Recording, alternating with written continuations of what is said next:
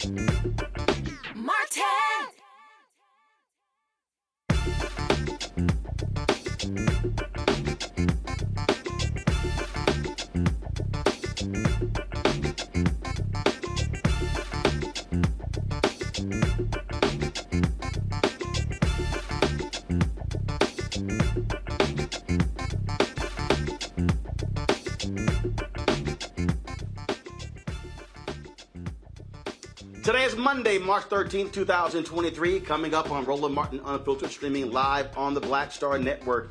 A major bank in Silicon Valley goes under.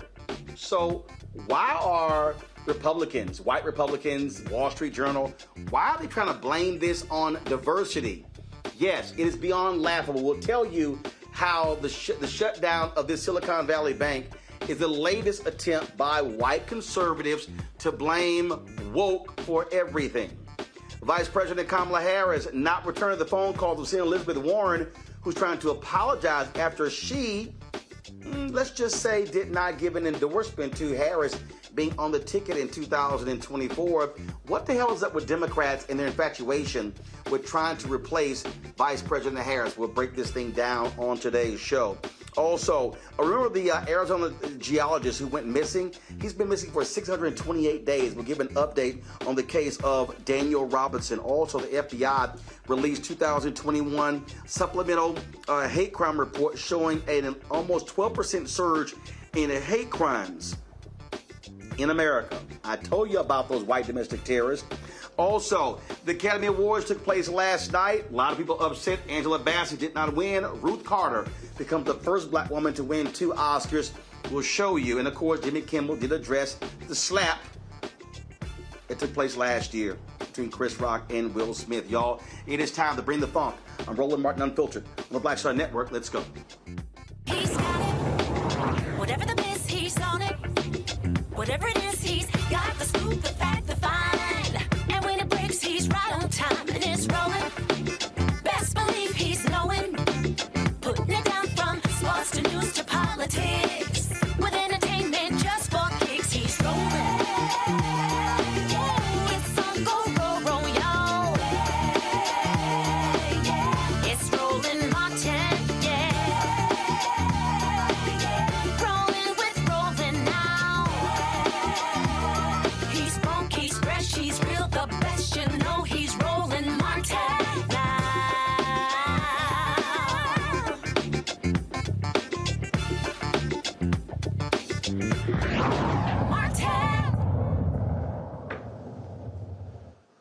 All right, so first Democrats were whining about whether or not President Joe Biden should be on the ticket. Now Democrats are complaining, well, should be Vice President Kamala Harris. Senator Elizabeth Warren did an interview with a Boston radio station a few weeks ago where she was asked the question, and, well, let's just say she sort of created a whole drama by not giving a ringing endorsement of Vice President Kamala Harris. Listen. I really want to defer what makes Biden comfortable on his team. I've known Kamala for a long time. I like Kamala. I knew her back when she was an attorney general and I was still teaching, and we worked on the housing crisis together. So we go way back, but they have to be a team, and my sense is they are. I don't mean that by suggesting I think there are any problems. I think they are. Well, apparently Warren has been apologizing. She's now placed phone calls to the vice president. The VP's chief of staff has returned the phone call. Harris has not actually returned her phone call. Warren did issue in a statement. This is after the interview with the Boston National Public Radio. Quote, I fully support the president's and vice president's re-election together and never intended to imply otherwise. They're a terrific team with a strong record of delivering for working families. Let's go to my panel about this. Dr. Julian Malvo, Dean of the College of Ethnic Studies, California State University, Los Angeles. Dr. Amakongo Debinga, professorial lecturer, School of International Service, American University. Renita Shannon, former Georgia State Representative. Okay, I don't understand what the hell's going on here, Julian. Look, I've been saying this for the longest. Democrats need to shut the hell up, accept the fact that Joe Biden, yes, will be 82 years old when he runs. He is going to be the Democratic nominee, period. Vice President Kamala Harris is going to be the VP nominee, period. It's just dumb to me if they're going back and forth on this. That's what it is. Accept it, move on, focus on beating the Republicans next year. Democrats have a tendency to shoot themselves in the foot. We do it over and over and over again. And this is a prime example of that. Elizabeth Warren didn't need to say anything. All she could say was what she said in her statement. I support the ticket. But instead, she's going down the mulberry bush, and she's really wrong. I appreciate her, from her economic populism, for a number of other things. But I just think this was a wrong statement to make at a time when Democrats are vulnerable, are shooting themselves in the foot. So I don't know why she did it, but she did it. And now she's trying to apologize. And that's called too much, too little, too late. There are a coterie of Black women surrounding Vice President Harris. And we're not fooling with these fools who continue to disrespect her. And that includes Senator Warren. You cannot disrespect Black women and think that it's okay. And so she can say whatever she has to say. The comment was disrespectful, and if I was Kamala, I wouldn't be calling her back either. It's simply, to me, Congo, a complete waste of time. She is going to be the nominee. And my whole deal is, answer the damn question. It's just like what all these Democrats were asked last year. Will you endorse Vice President Joe Biden? And then people were like, well, we'll see. What the hell are you talking about?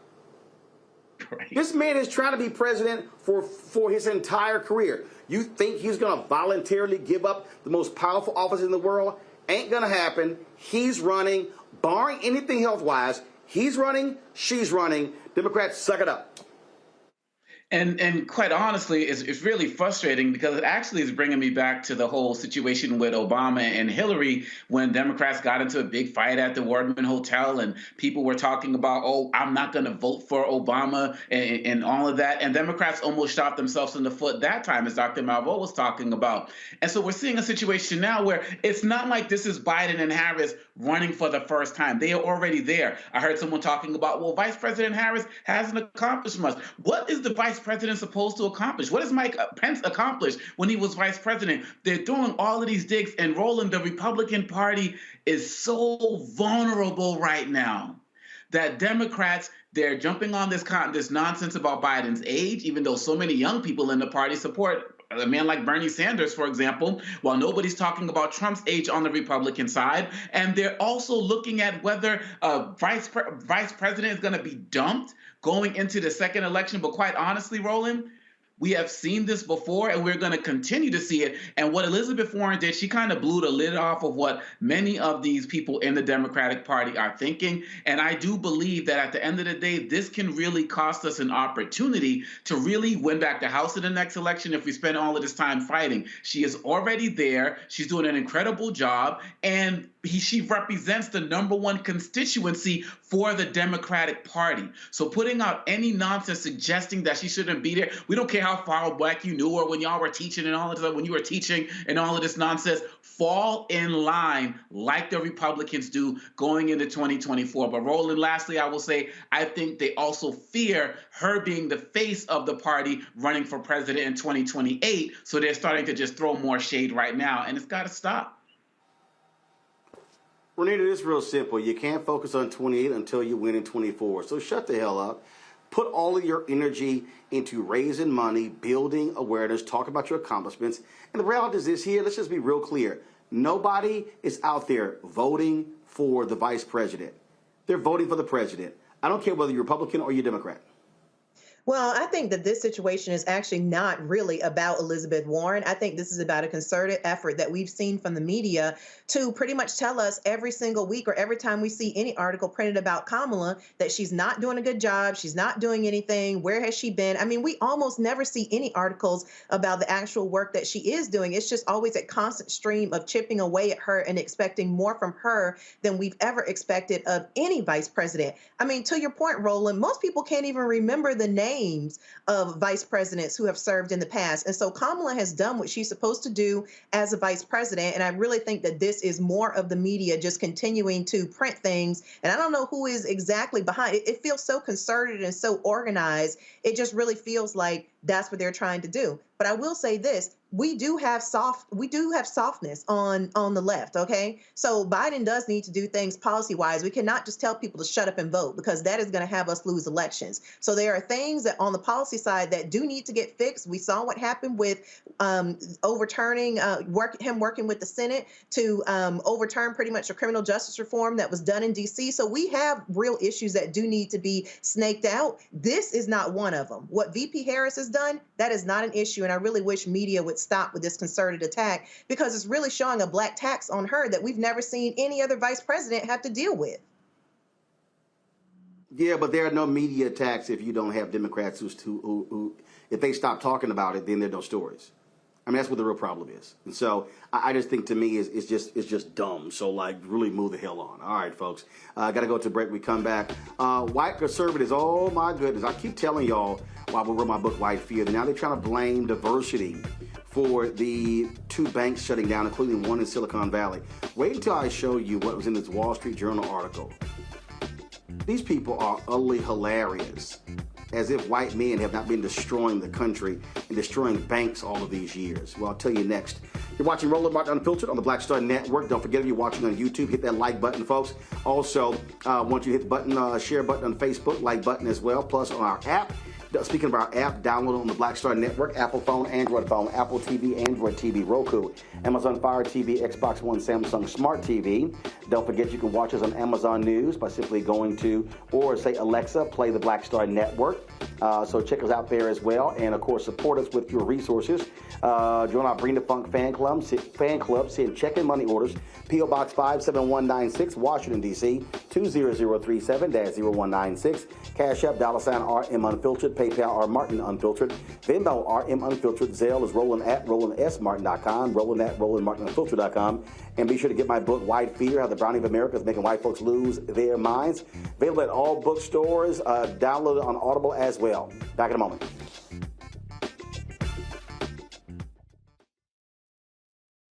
A lot of these corporations or people that are running stuff push black people if they're doing a certain thing. What that does is it creates a butterfly effect of any young kid who, wants to leave any situation they're in, and the only people they see are people that are doing this. So I gotta be a gangster, I gotta shoot, I gotta sell, I gotta do this in order to do it.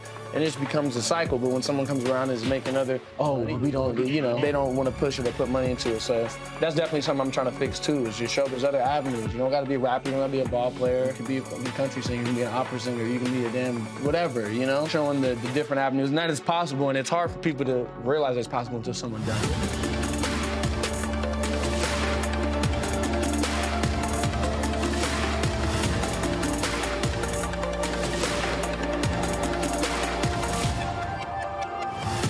Next on The Black Table with me, Greg Carr, we featured the brand new work of Professor Angie Porter, which, simply put, is a revolutionary reframing of the African experience in this country. It's the one legal article everyone, and I mean everyone, should read. Professor Porter and Dr. Valencia Watkins, our legal roundtable team, join us to explore the paper that I guarantee is going to prompt a major aha moment in our culture. You crystallize it by saying, who are we to other people? Who are African people to others?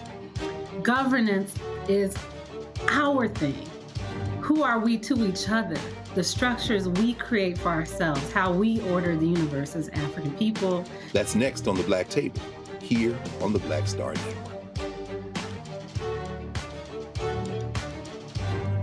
Hi, I'm El DeBarge. Hey, yo, Peace World. What's going on? It's the Love King of R&B, Raheem Devon, and you're watching Roland Martin Unfiltered.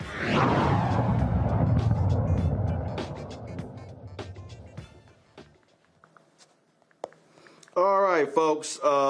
Let's just be clear what's going on here. You got this bank that shut down in Silicon Valley. The feds are trying to actually auction it off. But over the weekend, we have seen these conservatives, this Silicon Valley, talk about Silicon Valley Bank, blaming diversity. Now, you had Congressman James Comer on Fox News. Guys, if y'all have the soundbite, let me know, where he was like, I think it was because they were woke. They were so busy focusing on being woke. Just stupid. Just stupid. So the Wall Street Journal actually puts this nonsense in the article. I mean, if you want to just see just dumb folk, let me just read this comment here, y'all, which is nuts. And again, I told y'all when I wrote my book, White Fear, what was going on, what was happening, what these people are doing. So they want to blame everything for diversity. And when I say everything, I literally mean everything. So this is what this idiot writes in the Wall Street Journal. Was there regulatory failure? Perhaps. SVB was regulated like a bank but looked more like a money market fund. Then there's this. In its proxy statement, SVB notes that besides 91% of their board being independent and 45% women, they also have 1 black, 1 LGBTQ, and 2 veterans. I'm not saying 12 white men would have avoided this mess, but the company may have been distracted by diversity demands.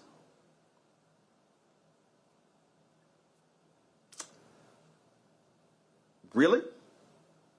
Now, the person who wrote this, because I think that this was an opinion column, and so I think it's worthy of us telling everybody exactly what his name is, and it is Adam Kessler.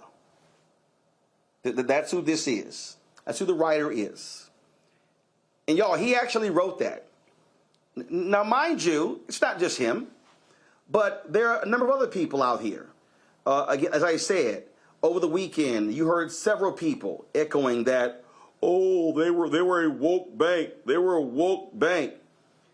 This, to me, Omakongo, shows the consistent stupidity of these people. As if we have not seen numerous banks in American history just collapse the economy all because of smart-ass white men or wannabe smart white men. So, I mean, people, I keep telling people, get used to more of this because they want to blame everything on diversity.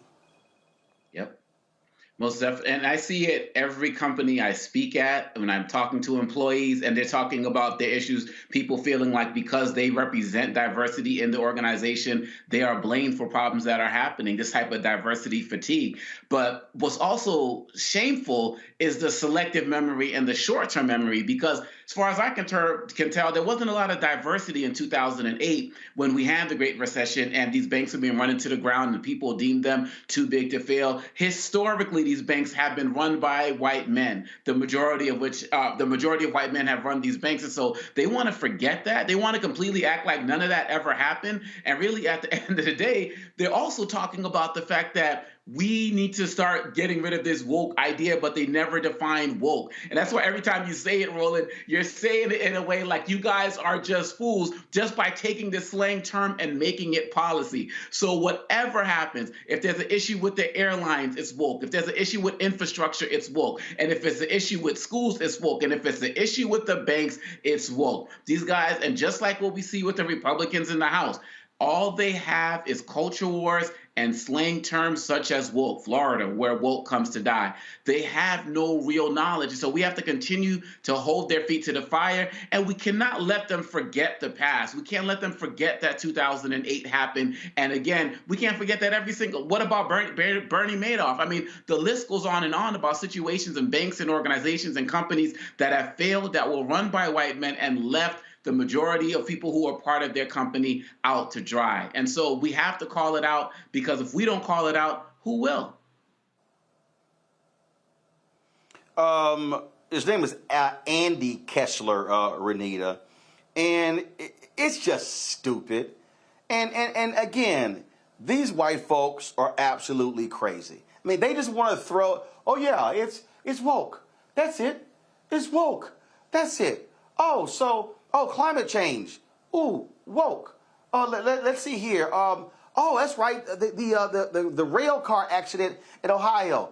Ooh, that was woke. Let's see here. Why did the Philadelphia Eagles not win a Super Bowl? Damn it, they're too woke. These people are nuts. Absolutely. But, you know, Amakongo hit the nail on the head about what's really going on. I'm going to extend what he was saying if he doesn't mind. But there are reasons that they are doing this. And the number one reason is because they have the most to lose by not blaming it on woke. Just like Amakongo mentioned, when you talk about diversity and making sure that these boards are diverse, diversity never means adding more straight white Christian men. That's not something that we have too much of anywhere, whether you talk about government, where you talk about these bank boards, whatever it is, that does not mean adding more straight white men. Second thing is that I think they also are trying to distract from the general public, again, looking at these banks fail and watching the government rush to their defense to bail them out. And so what they don't want to have happen is for the general public to get riled up again and realize that banks always want to privatize profit, but they want to socialize losses. And so they have a lot of incentive to pretty much try to distract the public and blame it on anything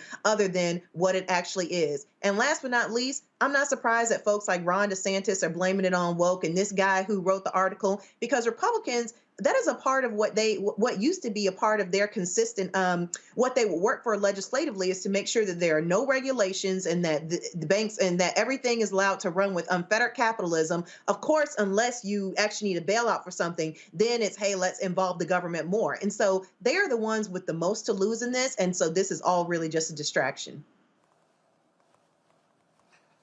These folks here, Julian, are so laughable because, oh yeah, then I'm not saying 12 white men. First of all, look at the senior leadership of this bank. White men, white men, white men, white men, white men, white men, white men, white men. Oh, but now it's the board. Oh, the board's diverse, so that could be one of the reasons. Go to hell, Andy Kessler. You know, Roland, the thing about this bank's failure is that they failed because they had poor management practices. So you look at the CEO of the bank, you don't look at the board. What did they do? They lent money, they borrowed money at a very low interest rate, and interest rates rose, so they were losing money. That's number one.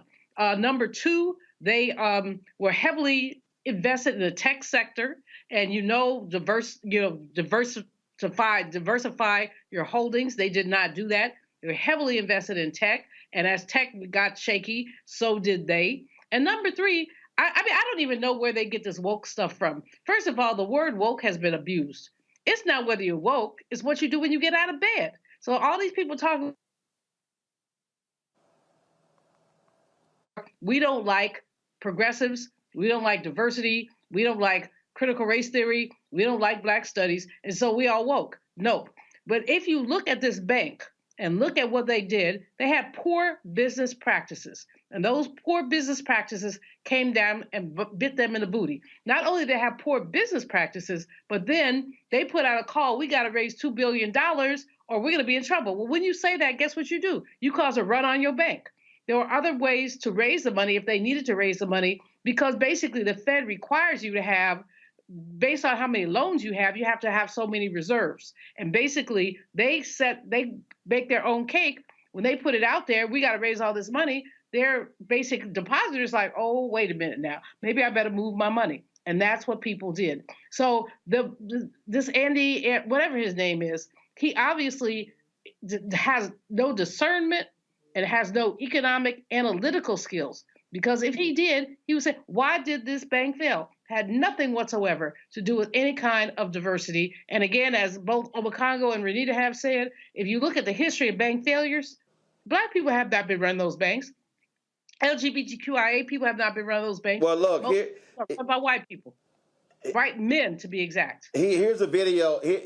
Here's a video of Ron DeSantis weighing in this fool. But, Governor, I want to get your take on what appears to be another emergency unfolding this morning, and that is around this Silicon Valley Bank. and its failure. You took on the insurance crisis in Florida last year, tackling what was becoming a property insurance issue. How worried are you about Florida banks and the potential for a run on these banks with the Silicon Valley failure? So I don't have any specific information about any Florida bank similar to Silicon Valley Bank, and hopefully that remains the case. You know, Maria, it just appears to me, I mean, this bank, they're so concerned with DEI and politics and all kinds of stuff.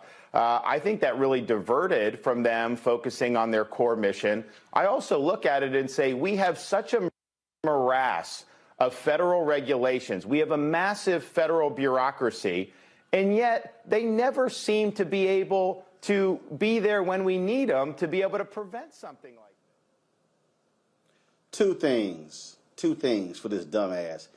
Ron DeSantis don't know jack about this bank, don't know jack about DEI or anything. Two, the laws were actually loosened under Donald Trump.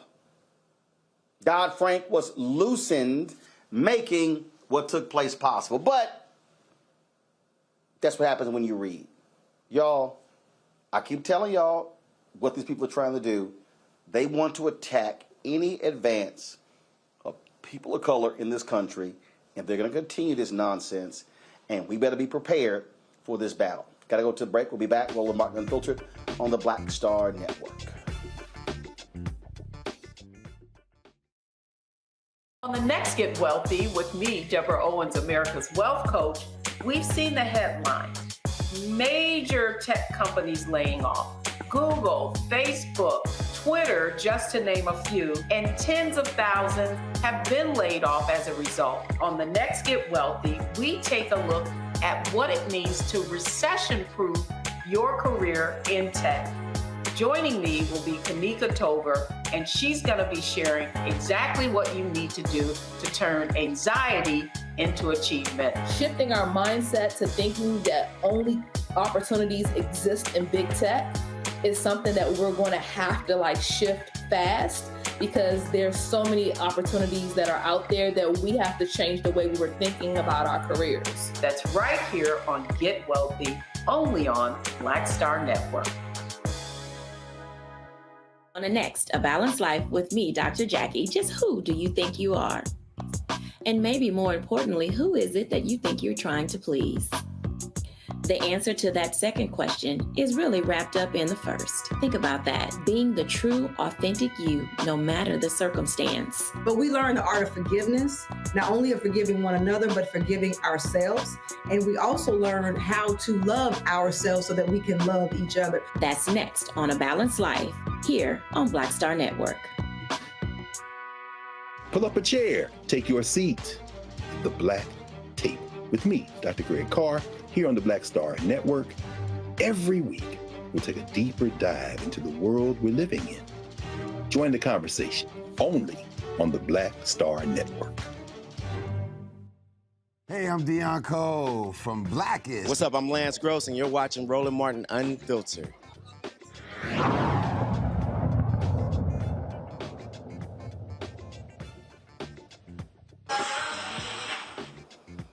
All right, fam, we keep telling y'all about these hate crimes, and the FBI has offered some details with regards to 2021. It is called the Supplemental Report, showing that hate crimes in the United States rose by 11.6% 2021. Incidents rose from 7,262 in the first report to 10,840 in the revised version, up from 8,263. The data was released by the FBI in October and contained gaps because only 52% of U.S. law enforcement agencies reported a full 12 months of 2021 information. The Associate Attorney General, Vanita Gupta, issued the following statement: preventing, investigating, and prosecuting hate crimes are top priorities for the Justice Department, and reporting is key to each of those priorities. The FBI supplemental report demonstrates our unwavering commitment to work with our state and local partners to increase reporting and provide a more complete picture of hate crimes nationwide. We will not stop here. We are continuing to work with state and local law enforcement agencies across the country to increase the reporting of hate crime statistics to the FBI. Hate crimes and the devastation they cause communities have no place in this country. The Justice Department is committed to every tool and resource at our disposal to combat bias-motivated violence in all its forms. The FBI tracked the 96 cities across 16 states to identify statistically significant trends. Boy, I guess this just blows out the water, Renita, all of these idiots who say, oh no, everything is great and wonderful, hate crimes or issues of race, it's not a big deal. Absolutely. And it's actually scarier than we all realize, because the way it works is that hate crimes are defined in law, but most states, Georgia, for example, and most states in the country, and I'm sure, I don't even know if the federal level actually does this, but most states do not actually define what is anti-Black racism. They don't define what is racism. And so for a hate crime to even be reported and be classified as a hate crime, there has to be something that was involved in the crime that shows that there was a bias against a specific community. So you have things take place all the time that we know, or communities know, that these are hate crimes, but because there was no obvious bias, it's not classified as a hate crime. For example, Emmett Till's murder, the murder of Emmett Till was never classified as a hate crime. Everyone knows that that was a hate crime. And so these numbers are actually low. And so things are actually scarier than what is even being reported. Look, we continue to explain to people, Julian, that the reality of racism in America is still alive and well. We reported on the DOJ getting convictions. Last week, it was a white man burning a cross in the yard of his neighbors, trying to intimidate them. We can go on and on and on. These things are still real in this country, no matter what white folks say. Still real, but there's also a state of denial. There's so many white people in particular, but there are others. I mean, you will find some Black conservatives, oh no, are you sure that was a hate crime? Maybe it was just an altercation. The fact is that racism is alive and well, and anti-Blackness has basically increased at an exponential level in the last few years, after the orange man basically gave people permission to say and do things they would not have said and done before. The FBI report is useful, but will be even more useful would be if the Department of Justice would do a better job at investigating and shutting down some of these hate crimes. I'm really pleased. I think you had, I saw Kirsten Clark on somebody's air. I think we had her on, but somebody's air talking about Louisville and the 70 or 90 page document they delivered that talked about the bias and the problems with their police department. But that's the tip of the iceberg. These things are happening all over the country. And the fact is that while people deny anti-Blackness, they revel in the white supremacy that exists. So we've seen, I remember when they said there were Black domestic terrorists. Well, no one has been able to document that, but we do document, and we know that there are white domestic terrorists who basically get a pass most of the time. Look, these things are still real here on the Congo, and it's important to report the stats, but it's also important for people to understand that hate exists, that the FBI has been clear. The greatest threat in this country continues to be white domestic terrorism.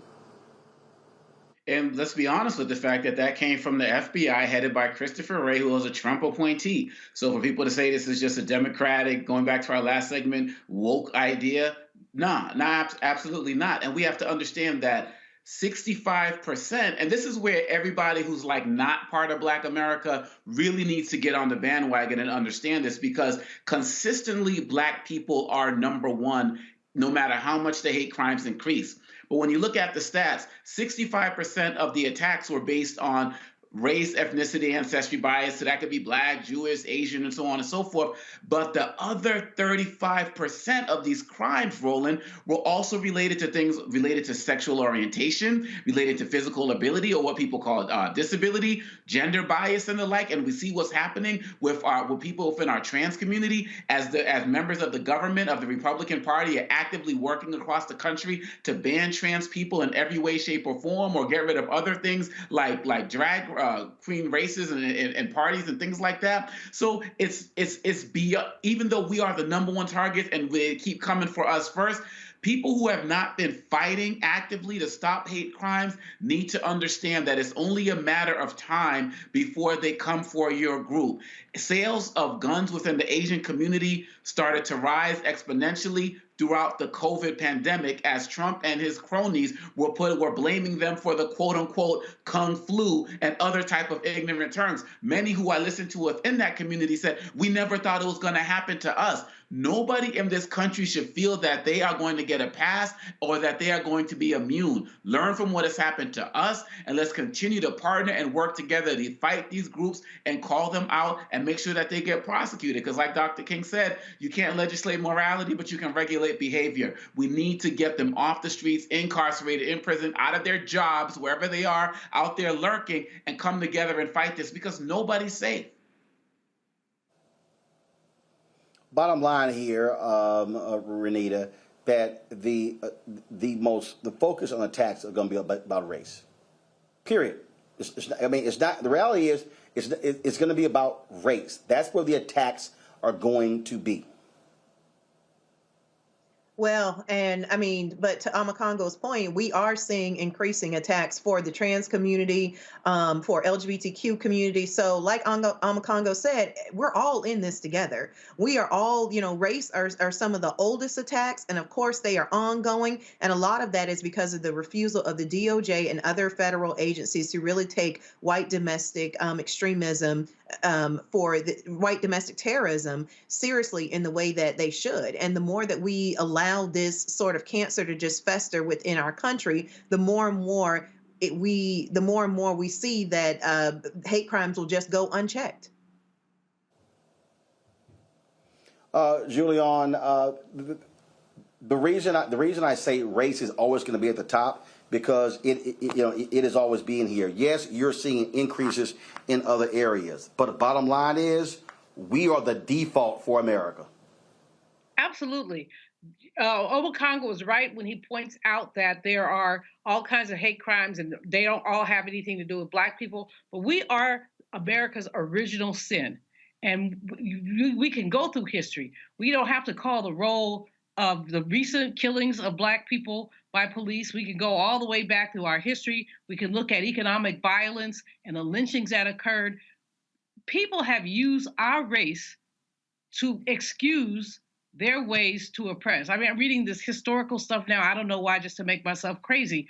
But when you look at some of the stuff, the ways that Black people have been treated systematically, and the people who pick those attitudes up and continue to deal with them. So I don't really care that much about old racists. They gonna die. But when you get a 20-year-old, 30-year-old who's talking the same crap that their grandfathers are talking, that lets you know how persistent anti-Blackness is. And it's not just anti-Asian, anti-gay, it's anti-Blackness at the root, and the rest of it, if we're the root, the rest of it are branches on the tree. But they get away with oppressing other people because they get to oppress our people. And we could just, there's so many examples, Roland. You talk about white fear in your book, great book, by the way. Talk about white fear, but it's more than fear. It's their paranoia. They're afraid that we will do to them what they did to us. No, that's exactly what it is. Exactly what it is. And so, we are seeing these things continue. Folks, remain vigilant and always protect yourself at all costs. All right, going to a break. Don't forget, folks, if you're watching on YouTube, hit that like button, y'all. We should easily get 1,000 likes by the top of the hour. Also, of course, we want you to download our Black Star Network app. Let's move on to hit. Let's try to hit. We're about 10,000 away from 75,000 downloads. Apple phone, Android phone, Apple TV, Android Android TV, Roku, Amazon Fire TV, Xbox One, Samsung Smart TV. Speaking of Amazon Fire, if you've got Amazon Fire, you can click news and you can see 24-hour channel, the Black Star Network, right there on Amazon News. You can also, of course, support us. Your dollars make it possible for us to travel across the country. I'm actually in New York City right now, doing the Breakfast Club tomorrow, Ebro in the mornings on Wednesday, talking about my book, White Fear. Of course, you can send your check and money order to P.O. Box 57196, Washington, D.C., 20037-0196. Cash App is $RM Unfiltered. PayPal is Martin Unfiltered. Venmo is RM Unfiltered. Zelle, Roland at RolandSMartin.com. Roland at RolandMartinUnfiltered.com. And if you haven't gotten your book, get White Fear, How the Browning of America is Making White Folks Lose Their Minds. Available at bookstores nationwide, Amazon, Barnes & Noble, Target. You can also download your copy on Audible. We'll be right back. Hatred on the streets, a horrific scene, a white nationalist rally that descended into deadly violence. White people are losing their damn minds. As an angry pro-Trump mob storms the U.S. Capitol, we've seen shooting. We're about to see the rise of what I call white minority resistance. We have seen white folks in this country who simply cannot tolerate black folks voting. I think what we're seeing is the inevitable result of violent denial. This is part of American history. Every time that people of color have made progress, whether real or symbolic, there has been what Carol Anderson at Emory University calls white rage as a backlash. This is the rise of the Proud Boys and the Boogaloo Boys. America, there's going to be more of this. Here's all the Proud Boys, guys. This country is getting increasingly racist in its behaviors and its attitudes because of the fear of white people. The fear that they're taking our jobs, they're taking our resources, they're taking our women. This is white fear.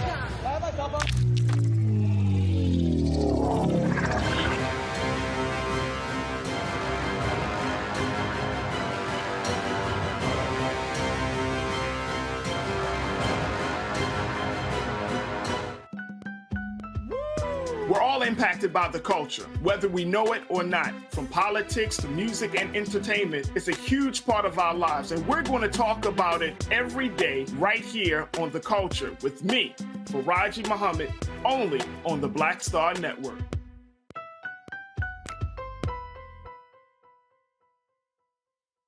Hi, I'm Eric Nolan. What's up, y'all? I'm Will Packer. I'm Chrisette Michelle. Hi, I'm Chaley Rose, and you're watching Roland Martin Unfiltered.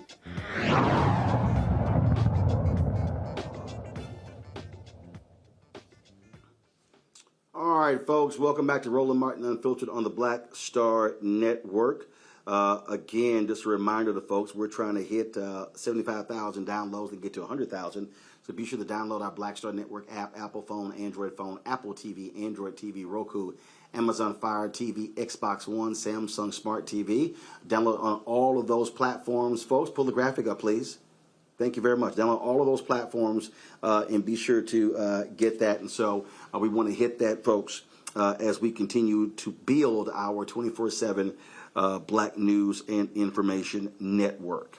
All right, folks, let's go to some headlines here.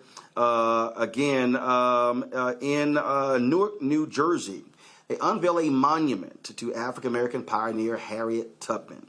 The steel 25-foot-tall monument is titled Shadow of a Face, features timelines of Harriet Tubman's life and Newark's abolitionist history with audio narration by Newark native Queen Latifah, who attended the unveiling ceremony last week. This is going to replace a Christopher Columbus statue that was removed in 2020. Nina Cook John, the architect who designed the monument, said that if the statue is meant to evoke feelings of awe, curiosity, and a sense of connection, Newark residents participated in the celebration by buying bricks placed on the monument's wall, which shares their personal stories and how they resonate with the history of Newark. That, to me, is a great idea, Julian. And, of course, hell yeah, replace one of Christopher Columbus who didn't find a damn thing, because you can't find something that was already here. Plus, he was lost.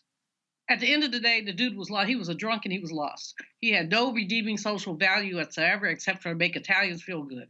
So, bye, Christopher. Hello, Harriet.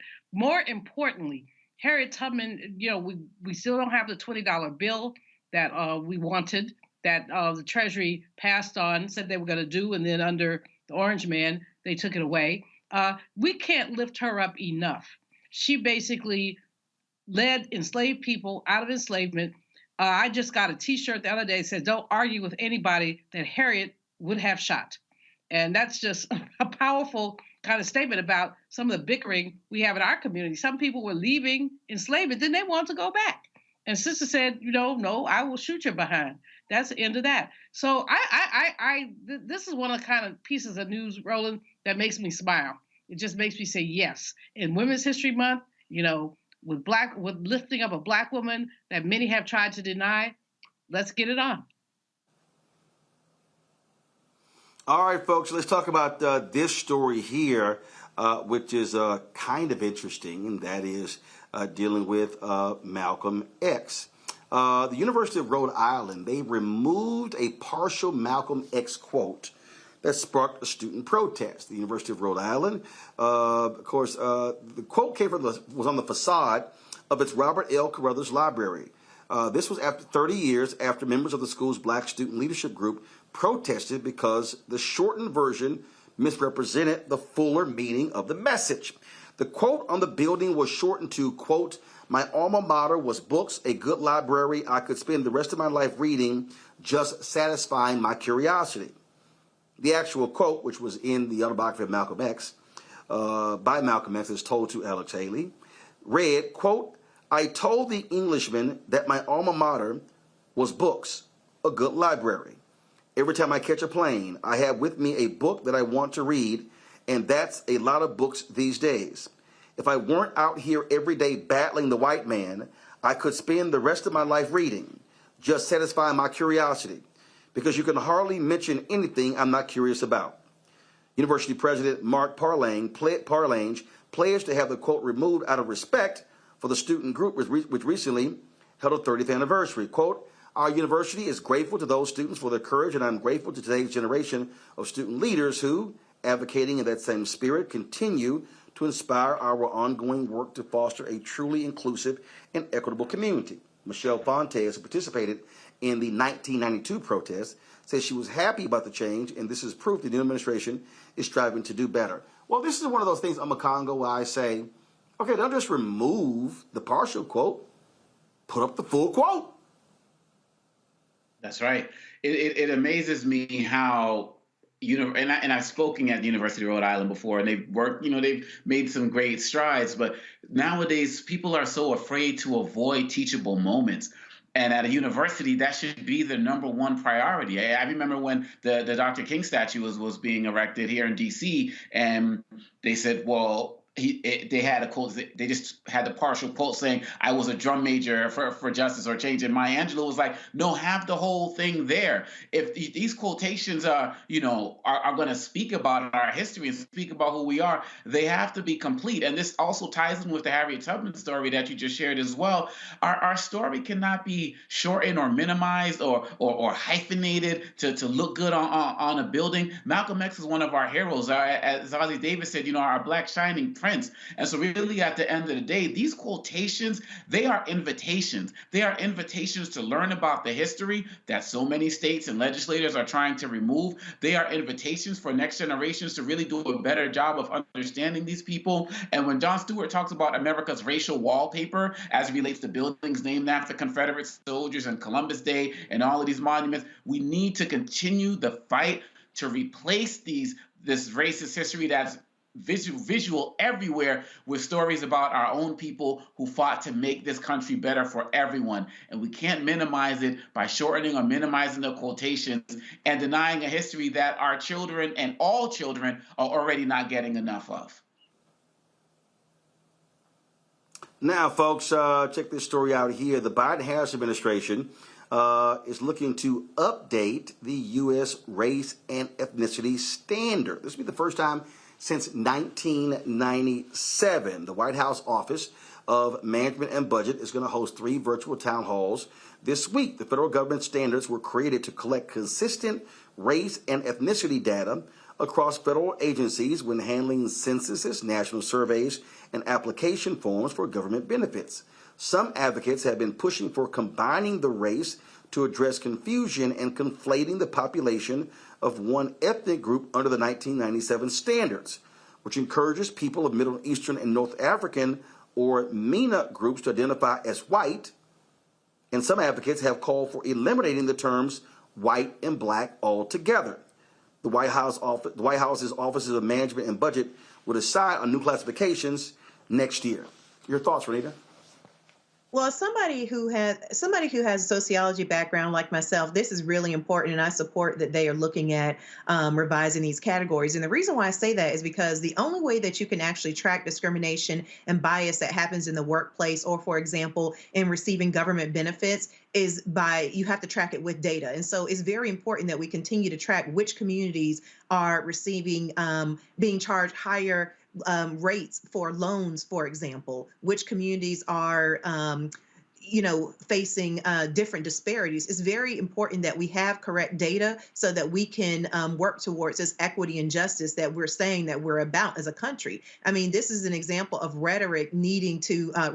actions needing to match rhetoric. And so I'm glad to see this. I'm sure that this is going to make the heads of conservatives pop off. As I saw in one report discussing this, folks were saying, let's just get rid of all the categories. Well, if you get rid of all the categories, there's no way to track discrimination, which some folks would like for us to stop tracking that because they just want everybody to shut up and be quiet and move past it. And so these things are really, really important when it comes to making sure that all communities are being treated fairly. And of course, with Black folks having had faced the most discrimination in this country, we have a long ways to go to make sure that every single part of our life has equity in it, just like the rest of the country. It is, I think it's important for people to understand, Juliana, a lot of people really don't understand how so much is decided when we talk about government programs, we talk about resources, when we talk about National Institutes of Health, when we're talking about, yes, the census, that the racial data matters, because when you also are talking about racial data, you're also talking about class data and where resources are going. You know, a lot of people say you can't miss what you can't measure, but we have to measure what's going on in our country in terms of not only race, ethnicity, gender, class. We have to be able to measure that. What we know for sure, Roland, is that when we have the census data, it affects allocation. When you have a census undercount, that undercount means underfunding. And so it's important, and a lot of people say, I don't want to get counted. Well, you need to get counted because it does make a difference. But there are many people who would just be in denial. This has been a long-term thing that Republicans have attempted. Going back to the 1980s, I recall, unfortunately, I'm that old, to recall many times when they've attempted to stop collecting race data just for years because Ronald Reagan, he said we didn't want to measure our differences. And there was a big fight to stop collecting that kind of data. The data is important. It lets us know where we are. It lets us know about things like poverty, differential poverty, income, differential income. Tomorrow is Equal Pay Day, which means if women, they worked until tomorrow, they get the same amount of money that a man earned last year. What's wrong with that data? Number one, when is white women's Equal Pay Day? And when is it for Black women, Latina women, and for women of color, it's way further down the calendar. For American Indian women, it's all the way down to like November. So, but if we didn't have that data, we wouldn't know that. We wouldn't be able to measure gender discrimination in the workplace. So it's not just the macro data, it's the micro data and the whole issue of disaggregation. All right, hold tight 1 second, folks. When we come back, we'll talk Angela Bassett. Did she get snubbed at the Oscars? Ruth Carter makes history at the Oscars as well. That and more right here on Roland Martin Unfiltered on the Black Star Network. Back in a moment. When you talk about blackness and what happens in black culture, we're about covering these things that matter to us, speaking to our issues and concerns. This is a genuine people-powered movement. There's a lot of stuff that we're not getting. You get it, and you spread the word. We wish to plead our own cause too long have others spoken for us. We cannot tell our own story if we can't pay for it. This is about covering us. Invest in Black-owned media. Your dollars matter. We don't have to keep asking them to cover our stuff. So please support us in what we do, folks. We want to hit 2,000 people, $50 this month, raise $100,000. We're behind 100,000, so we want to hit that. Y'all money makes this possible. Checks and money orders go to P.O. Box 57196, Washington, D.C. 20037-0196. The Cash App is $RM Unfiltered. PayPal is R Martin Unfiltered. Venmo is RM Unfiltered. Zelle is Roland at RolandSMartin.com. A lot of these corporations or people that are running stuff push Black people if they're doing a certain thing. What that does is it creates a butterfly effect of any young kid who, wants to leave any situation they're in, and the only people they see are people that are doing this. So I gotta be a gangster, I gotta shoot, I gotta sell, I gotta do this in order to do it. And it just becomes a cycle. But when someone comes around and is making we don't, they don't want to push it or put money into it. So that's definitely something I'm trying to fix too, is just show there's other avenues. You don't gotta be a rapper, you don't gotta be a ball player. You can be a country singer, you can be an opera singer, you can be a damn whatever, showing the different avenues. And that is possible, and it's hard for people to realize it's possible until someone does it.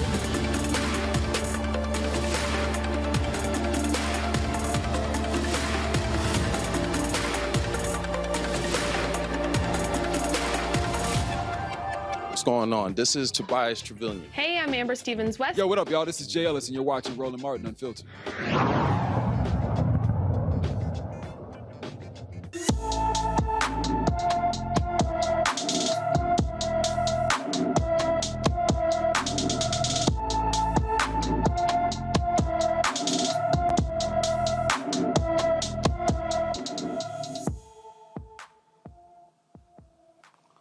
All right, folks, Courtney Smith has been missing from Gary, Indiana since January 5th. The 18-year-old is 5 feet 10 inches tall, weighs 150 pounds, with black hair and brown eyes. Anyone with information about Courtney Smith should call the Gary, Indiana Police Department at 219-881-7471, 219-881-7471. Folks, we did the story previously about this young man, David Robinson, first of all, Daniel Robinson, and how he has been missing. He was a geologist who was missing in Arizona. Now, his dad, David Robinson II, has just been on a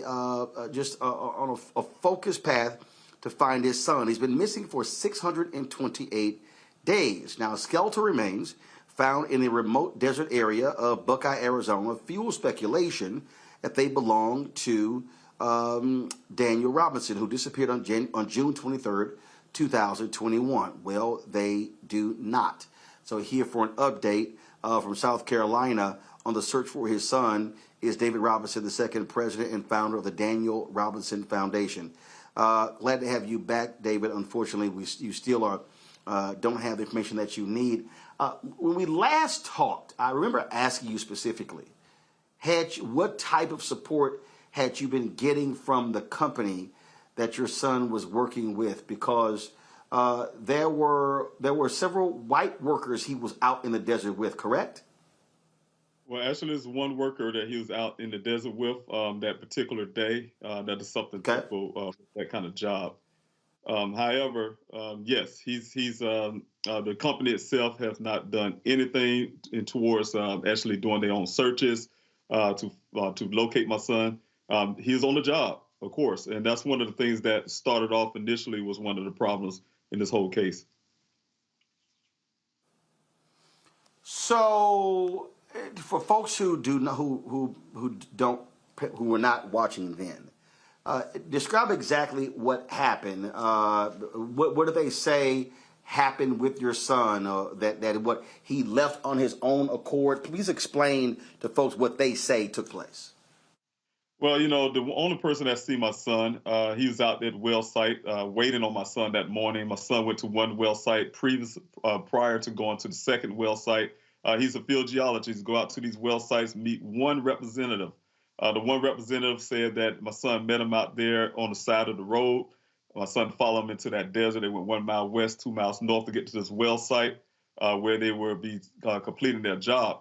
According to that guy, he said my son, they reached there at 9 o'clock. By 9:15, my son waved out to him, disappeared in the desert, have to never be seen again. Almost 30 days later, my son's vehicle showed up farther into that remote part of that desert and ravine. Everything on his body was lying in a pile of clothes, 3 feet away from that vehicle. But my son has not been found since.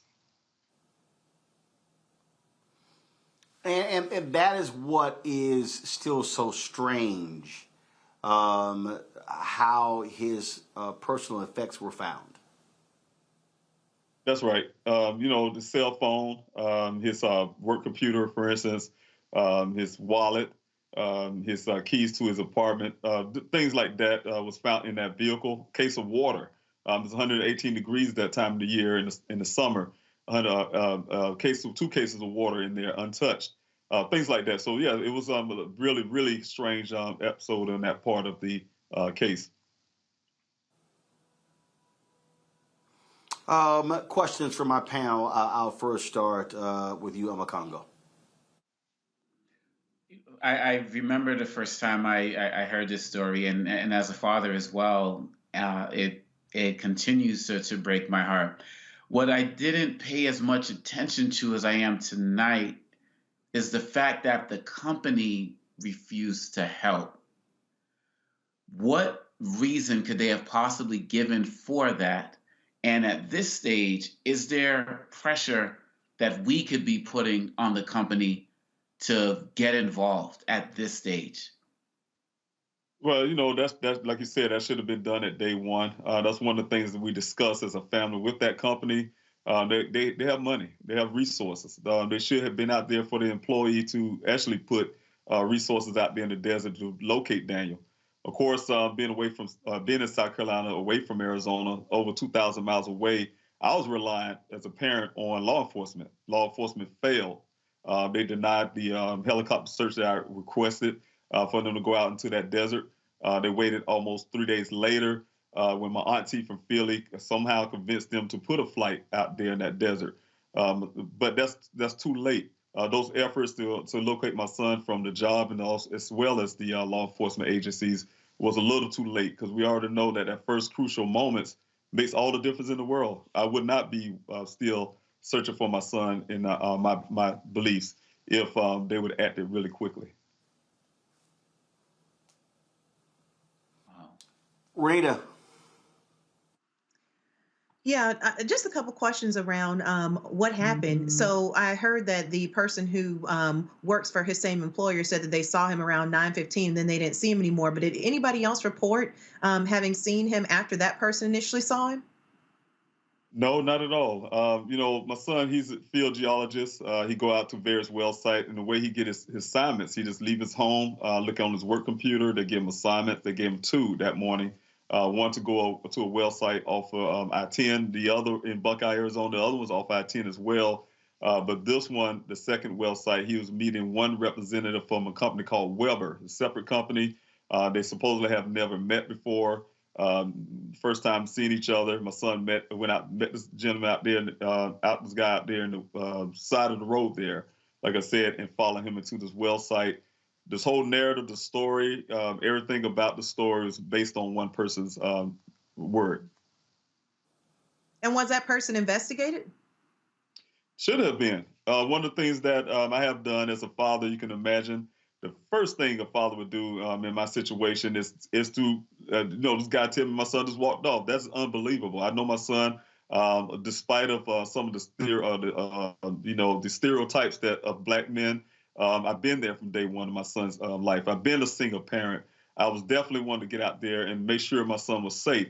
But I hear that story that I heard from law enforcement from this guy at the well site. I didn't believe it. I needed to go and look this man. He had to look me in my eye and tell me the same thing. He eventually started that way in this conversation when I met him on the 28th of June, 2021. He started off exactly verbatim, exactly what the cops said, and then after that, he started changing his story. He knew the cops were going to come look into this story. It was going to go national, is the way he put this thing. And as well as some of the other extra steps that he did that was far-fetched from a person who's really so-called concerned. One of the biggest part that was a giveaway to me is the fact that if you're very concerned, all you had to do is make a simple phone call. Those things wasn't done, as well as his storyline did not match my son's phone records. Law enforcement know all these things, and despite of all of that, they hold his story, give it weight. Julian. Sir, first of all, we're very sorry that your son has gone missing, and we hope that, he will be found. Secondly, however, the company that he was working for, we need to know their name. They need to be sued. They were derelict in their duty towards an employee. And so they need to be sued. And then thirdly, this person who had this report that seems to be very questionable, he needs to be fully investigated. And that doesn't seem to have happened. So I'm just hopeful. And what was the name of the company? Maybe we can think about boycotting them or putting the word out. I will say this, if Black folks are watching this and your child is a geology major, they don't need to go there. They don't need to work there because we know that they don't value their employees. Well, it's called Matrix Southwest Groundwater. They also call themselves Matrix New World. It's an engineering company. What my son's job is to, in Arizona, for instance, they have to have a certain amount of groundwater to build a community. That groundwater had to produce at least 100 years of water, those wells. Each community had to have these wells. My son is a scientist. He's a geologist. His job is to help determine if these groundwaters can produce that 100 years of water. Very crucial. The same area that my son was doing his work in is the same area that the former governor been hiding those water reports that do not have enough water in that ground to produce, to support a new community that's building in that area. That's the reason why my son was out in that area to check the groundwater to see if this community can be built. Billions of dollars out the Howard Hughes Corporation. But of course, once those reports came out, we found out that Daniel's those things that he had to do out there support that it was no water, not enough water to support those communities. So there's a lot of things like that with that company itself. Like you said, my son was working on the company. He's working on that day. He was sent out to the well site by the company, and not one ounce of money went out towards producing helicopter flights that I have to do myself. I had to charter helicopter flights, had to produce my own investigation as well as searches for my son. I did 48 weeks of searches out there, covered 35,000 acres of land with volunteers. Not one time a dime been given from law enforcement to help. Those things came out of a GoFundMe, out of the generosity of the people in the neighborhoods, in the communities, as well as my own pocket. But we also produce human remains while we're out there, things that law enforcement should have been doing, finding human remains, bringing closure to other families, and finding clues about my son's case. So those things have been efforts that I have been doing from day one. Like I said, it's almost going on 2 years now, and I'm still still working it. If folks want to support you in what you're doing, where should they reach out to you? The way you reach out to me is go to pleasehelpfinddaniel.com. That's pleasehelpfinddaniel.com. There's other ways to help that you can help that way, as well as the GoFundMe is there. Also, you have the tab if you guys want to do one of the things that's very crucial for me is getting the word out about my son's case. I have a robust flyer distribution program. Go to pleasehelpfinddaniel.com. There is a PDF there if you want to print those flyers out yourself. Also, you can reach us at pleasehelpfinddaniel@yahoo.com and request those flyers, and we'll send them out to you. All right, then. Well, David Robinson, we surely appreciate it. Thank you very much, and good luck as you continue to search for your son. Yes, sir. I really appreciate it. Folks, going to a break. When we come back, we'll talk Angela Bassett and the Oscars, Ruth Carter, and Jimmy Kimmel. He does address the slap last year, Chris Rock, Will Smith. We have all that for you. You're watching Roland Martin Unfiltered right here on the Black Star Network. On the next Get Wealthy with me, Deborah Owens, America's Wealth Coach, we've seen the headline. Major tech companies laying off. Google, Facebook, Twitter, just to name a few, and tens of thousands have been laid off as a result. On the next Get Wealthy, we take a look at what it means to recession-proof your career in tech. Joining me will be Kanika Tover, and she's going to be sharing exactly what you need to do to turn anxiety into achievement. Shifting our mindset to thinking that only opportunities exist in big tech is something that we're going to have to shift fast, because there's so many opportunities that are out there that we have to change the way we were thinking about our careers. That's right here on Get Wealthy, only on Black Star Network. We're all impacted by the culture, whether we know it or not. From politics to music and entertainment, it's a huge part of our lives, and we're going to talk about it every day right here on The Culture with me, Faraji Muhammad, only on the Black Star Network.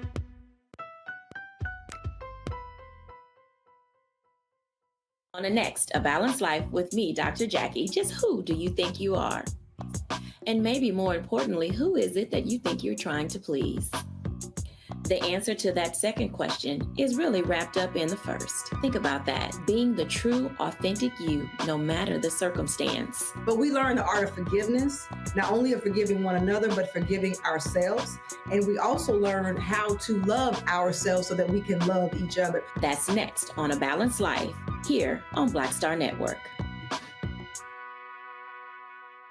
Hi, I'm Amber Stevens-West from The Carmichael Show. Hi, my name is LaToya Luckett, and you're watching Roland Martin Unfiltered.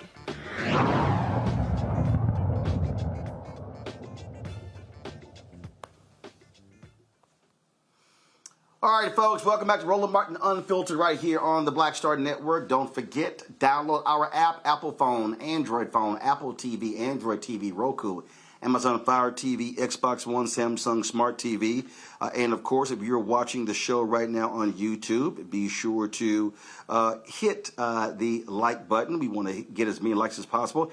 That impacts the algorithm, which impacts the revenue for the show as well. Don't forget, we also now on Amazon News. That's right. If you got Amazon Fire TV, just go to News, click that, and you can actually pull up our 24-hour, 7-day-a-week channel. And so we certainly want you to do that. And so support us in all that you can. All right, folks, let's talk about what's going to be happening tomorrow in Oklahoma, where the Black Creek's descendants of the Muskogee Creek Freemen are going to be back in court to reclaim their tribal citizenship rights in the Creek Nation. Demario Solomon Simmons is the lead attorney.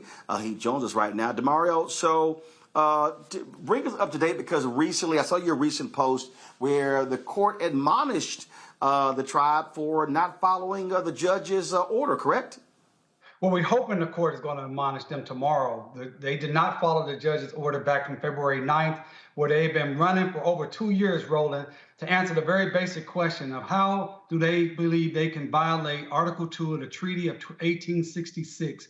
And the judge ordered them on February 9th that they had to answer that question before our trial, which is April 4th. And they refused to do it.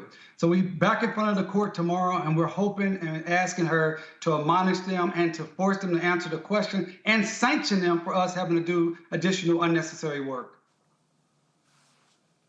Again, this goes way, way back for folks who don't understand the details of this case. Bring us up to speed. The Cliff Notes. Yeah, absolutely. Just real quickly, I'll say this. From the late 1700s until 1866, members of the Muskogee Creek Nation enslaved African people and Black people, Creeks of African descent.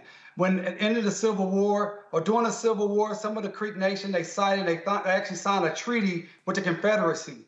Obviously, the Confederacy lost, and part of the Confederacy bringing back those states like Alabama and Georgia and Mississippi, they had to adopt the 13th, 14th Amendment, outlaw enslavement, and make their Black citizens, Black individuals citizens. Well, in the Creek Nation, it was the same thing. According to the Treaty of 1866, Article 2, they had to adopt their Black members as citizens. They had to stop enslavement. The Creek Nation adhered to that until 1979.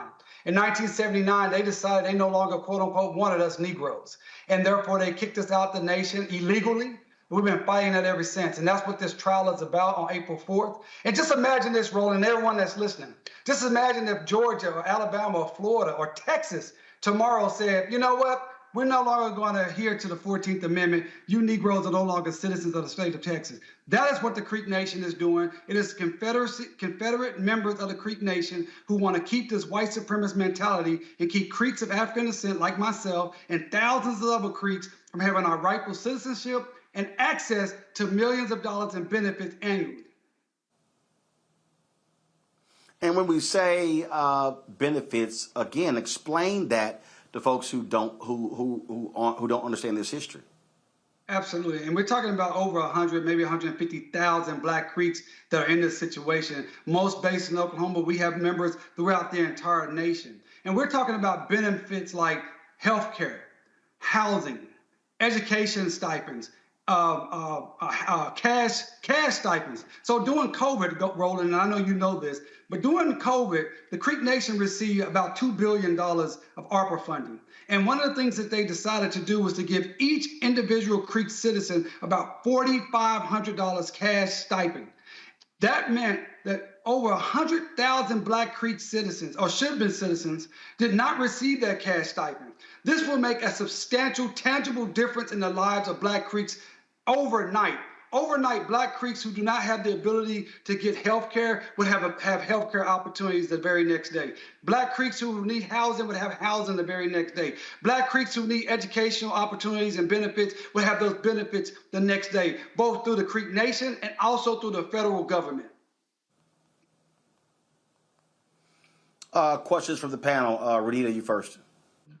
Yeah, so I know looking into this that one of the flashpoints of this issue is how the Muskogee tribe decides who is a part of their tribe. So they are saying that you have to be by blood in order to be a part of their tribe. But recently, the Cherokee Nation, they used to say you had to be by blood, but then recently they changed theirs to say it's not by blood. What happened with the Cherokee Nation that is not, I guess, sort of holding up with the Muskogee tribe? What is the difference? Well, the two different nations, and the Cherokee Nation decided to follow the law, and the Creek tribe does not want to follow the law. That's the basic answer. Because the Cherokee Nation had the same type of a treaty of 1866.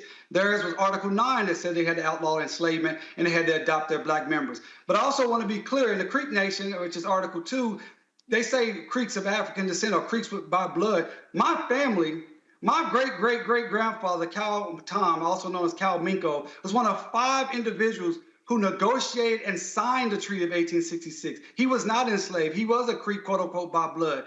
But because we were put on the Creek Freedmen Roll by the United States government in 1906, that said we were all just formerly enslaved Africans, the Creek Nation is now utilizing that racist document that the United States created to disenfranchise and kick off Black people that's like myself, who have a documented heritage of Creek Nation going back centuries. That's a great question. Julian? Brother, first of all, thank you for your work here. I don't think we all know how intertwined Black history is with the Native American history and how we were enslaved often by our Native brothers and sisters, but also often they provided us some shelter when we ran away from enslavement. So it's a very mixed history, but it's one that not a lot of people know about. My question is, what's going on with the Bureau of Indian Affairs? I mean, that's a federal agency. Yeah, I know you laughing, right? Okay. But anyway, I want to know if the Bureau of Indian Affairs has any role in this and any enforcement and any of that. No, I'm laughing, Dr. Malvo, because you always ask the right question. And the Bureau of Indian Affairs could tomorrow, the Department of Interior, Bureau of Indian Affairs tomorrow could tell the Creek Nation, you are violating federal law. See, treaties are the supreme law of the land. Treaties are right below the Constitution, right? And so the Bureau of Indian Affairs tomorrow could write a letter to the Creek Nation and say, you are violating the Treaty of 1866, Article 2, and until you adhere to this treaty and you bring in these Black members of your tribe, we will not recognize your government. They could do that tomorrow. So I laugh because you asked the exact right question. And I also want to address what you said first. There were many Native American nations like the Creek Nation that provided leadership, support, and opportunities for Creeks of African descent or runaway enslaved Africans. And it's sad that there is a portion of those members of the nation who cited and wanted to be more European, wanted to have the colonial slave type plantation enslavement economy. And that's what we're still fighting, that mentality. White supremacy, in other words, is still infecting the minds of our own Native brothers and sisters. And I want to be clear about one other thing. The Black Creeks are the co-founders of Greenwood, Tulsa, Oklahoma, Black Wall Street. Black Creeks, so you cannot have justice for Greenwood and justice for the Tulsa Race Massacre without justice for Black Creeks.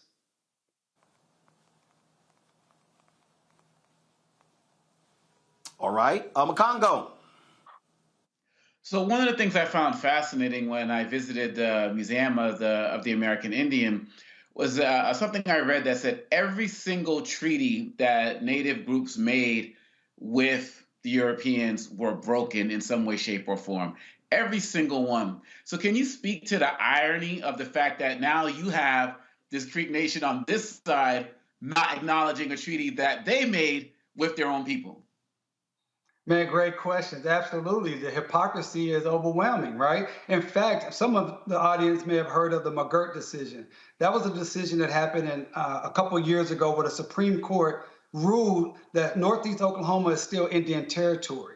And that was a case that was involving the Muskogee Creek Nation, the same nation we are in court with today. And the Muskogee Creek Nation was making that argument that Article 3 of the Treaty of 1866 was still good law. Therefore, the state of Oklahoma does not have the authority, the jurisdiction to charge criminally Creek Nation citizens. And they argued that successfully all the way to the United States Supreme Court. Yet, when it comes to Article 2 of that same treaty, they want to ignore it. They want to say that does not matter here. And that's why the actions of the Creek Nation is not only illegal, it's not only racist and discriminatory, but it's a threat to all Indian law throughout this entire country, because all the Native American tribes are fighting to uphold their treaties, and the Creek Nation wants to be able to say, well, we are going to decide, we're just going to ignore Article 2. And if they're allowed to get away with that, then the United States of America will have the moral opportunity to continue to not do what they're supposed to do for all other Native American tribes. So that's an excellent question. If folks want to actually just read more about this, is there a website that you guys have where they can go check everything out? Absolutely. They can go to justiceforblackcreeks.org. That's justiceforblackcreek.org. Or you could go to justiceforgreenwood.org.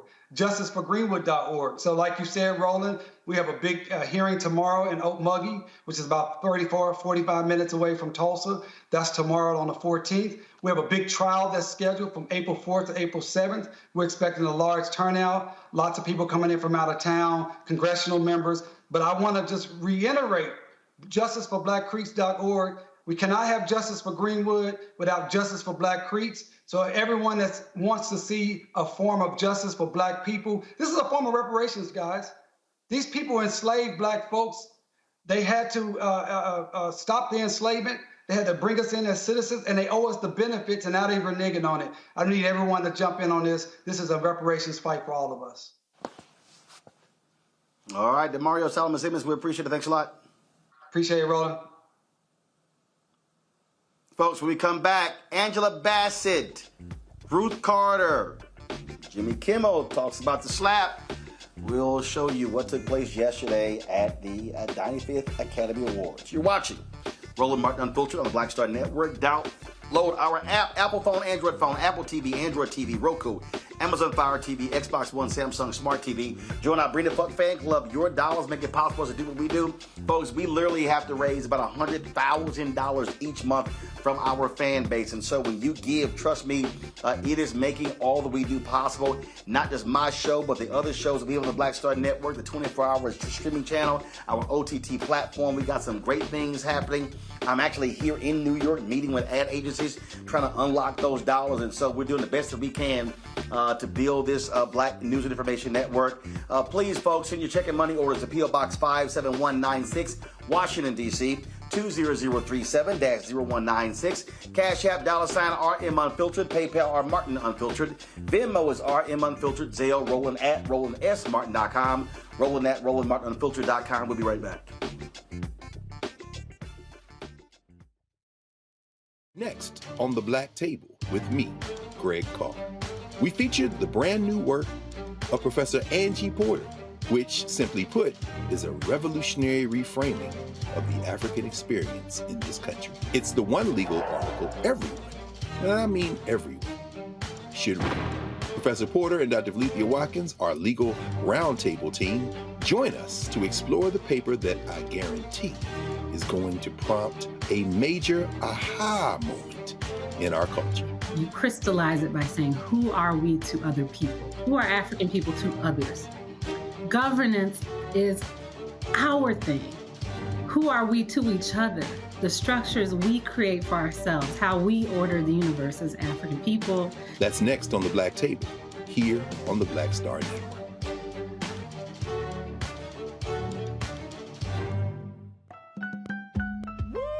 We're all impacted by the culture, whether we know it or not. From politics to music and entertainment, it's a huge part of our lives, and we're going to talk about it every day right here on The Culture with me, Faraji Muhammad, only on the Black Star Network. I'm Deborah Owens, America's Wealth Coach, and my new show, Get Wealthy, focuses on the things that your financial advisor and bank isn't telling you, but you absolutely need to know. So watch Get Wealthy on the Black Star Network.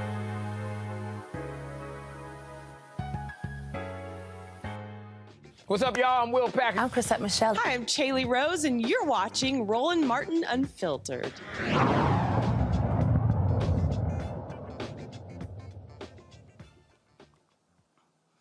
All right, folks, last night was the 95th Annual Academy Awards, and many people, of course, were tuning in to see how Jimmy Kimmel would address last year's slap, Will Smith smacking Chris Rock. Well, this is how he did it. We want you to have fun, we want you to feel safe, and most importantly, we want me to feel safe. So we have strict policies in place. If anyone in this theater commits an act of violence at any point during the show, you will be awarded the Oscar for Best Actor and permitted to give a 19-minute long speech. No, but seriously, the Academy has a crisis team in place. If anything unpredictable or violent happens during the ceremony, just do what you did last year. Nothing. Sit there and do absolutely nothing. Maybe even give the assailant a hug. And if any of you get mad at a joke and decide you want to come up here and get jiggy with it, it's not going to be easy. There are a few of my friends you're going to have to get through first. You're going to have to get through the heavyweight champ, Adonis Creed, before you get to me. You're going to have to do battle with Michelle Yeoh before you get to me. You are going to have to beat the Mandalorian before you get to me. You are going to have to tangle with Spider-Man. You are going to have to tangle with Fableman. And then you're going to have to go through my right-hand man, Guillermo, if you want to get up to this stage. Oh, wait a minute. Hold on, I should say the other Guillermo, not Del Toro. Yes, that one. Okay, there you go. I know he's cute, but make no mistake, you even so much as wave at me, that sweet little man will beat the Lydia tar out of you, okay? All right, then. Makongo, what did you make of that way to address it? Also, at the end, of course, they had a sign that said, consecutive Oscars free of any incidents. They had like 001. Thought that was pretty fun as well. I mean, so, you know, they tastefully dealt with it. But, of course, a comedian is going to make jokes. Most definitely, just like we talked about last week with selective outrage. And, you know, I know that there are some people who felt like it should have been left alone, but he didn't do it in a way that trashed Will Smith or anything like that. And how can you not get up there and address it? And so I thought it was hilarious, to be quite honest. I mean, Fableman, I thought that was great. And so really at the end of the day, people were wondering what the Oscars was going to do because quite honestly, like he said, a lot of, no one did anything last year. And the Oscars took forever to make a statement. They took forever to issue any types of punishments. And I know people wanted to move on, but sometimes the way to move on is to kind of have something that's kind of cathartic for everybody who's there and who witnessed it, and people in the audience witnessed it, and we witnessed it all at home. And so I think he kind of put a nail in it finally, and just keep it moving.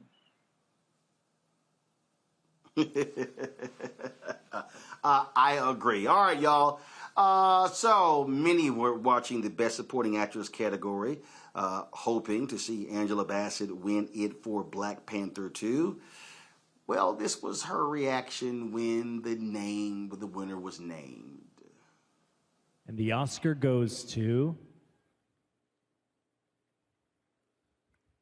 Jamie Lee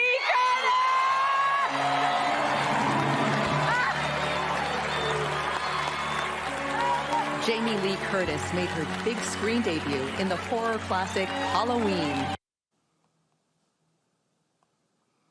All right, so here's the deal, Renita. The movie that Jamie Lee Curtis won for, of course, took home 7 Oscars last night, and she won Best Supporting Actress. This is the daughter of actor Tony Curtis, Janet Leigh. She mentioned both of them. Both of them were nominated for Oscars as well.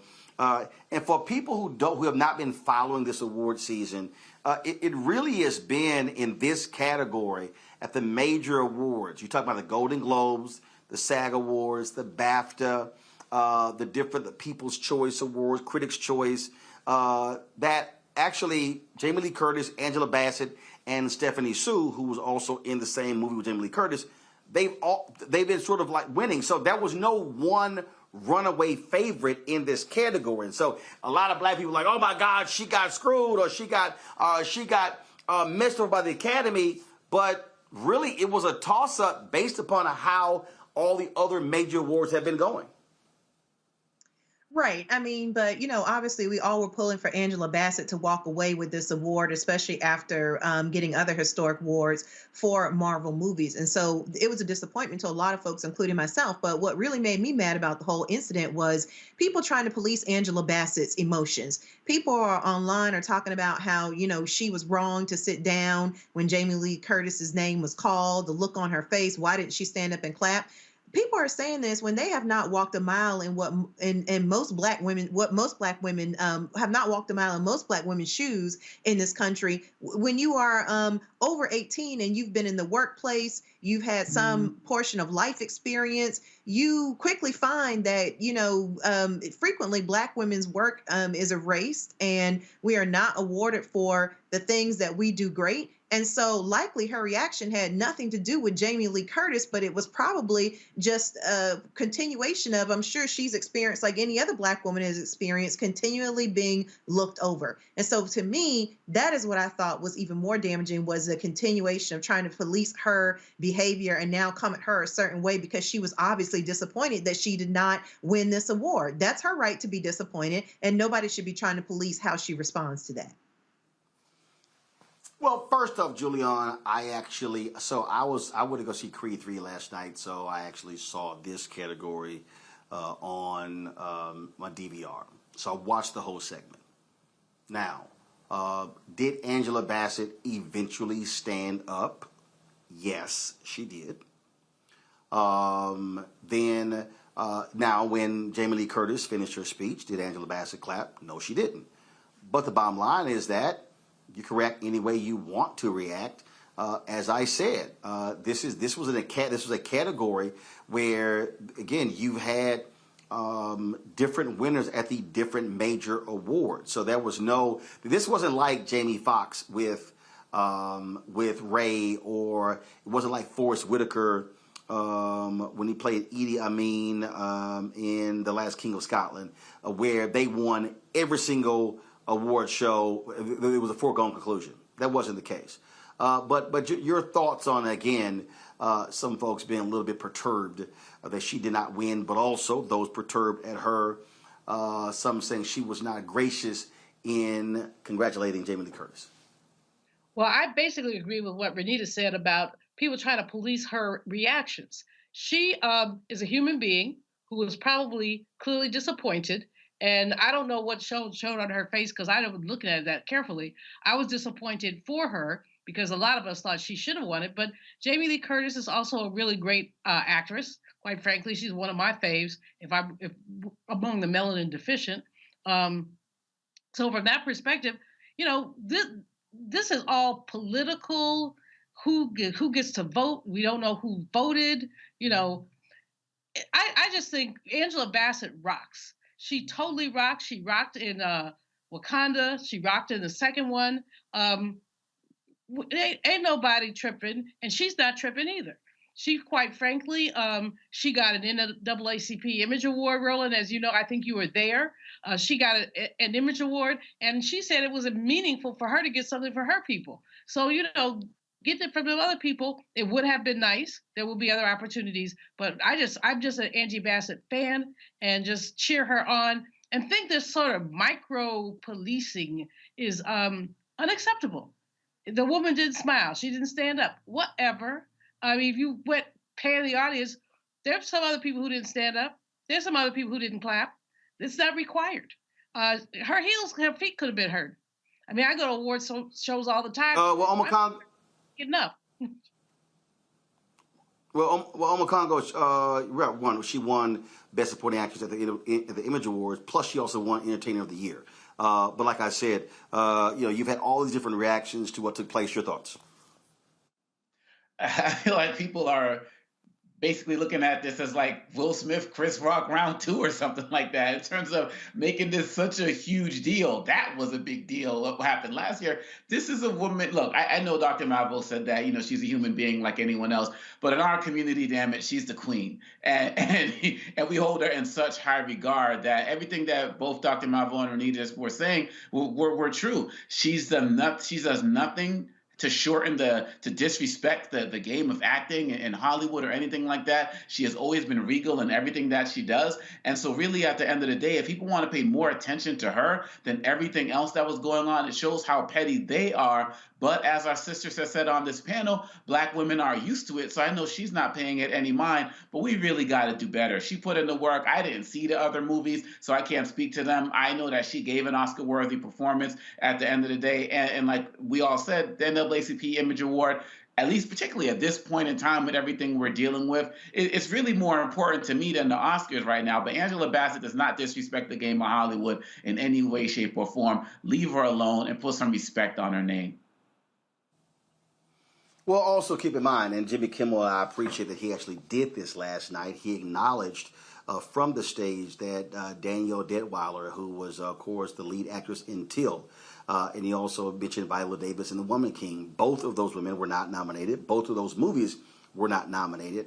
And he said those were movies that were worthy of people watching and also being rewarded. I thought Detweiler gave an unbelievable performance. I absolutely believed that she had earned a Best Actress nod as well for that movie, playing Mamie Till Mobley. But again, this is what happens when you have these award shows. These things happen all the time. All right, folks, history was made last night when Hampton University's Ruth Carter became the first Black woman to win 2 Oscars when she won for Best Costume Design for Black Panther 2. She, of course, won it for the first Black Panther, and it was bittersweet for her when she told everyone this in her acceptance speech. Nice to see you again. Thank you to the Academy for recognizing the superhero that is a Black woman. She endures, she loves, she overcomes. She is every woman in this film. She is my mother.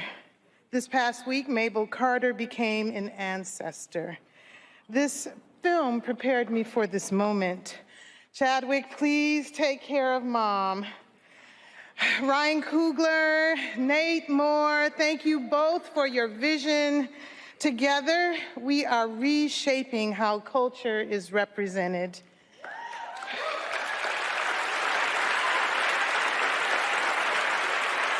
The Marvel family, Kevin Feige, Victoria Alonso, Luis D'Esposito, and their arsenal of genius. Thank you.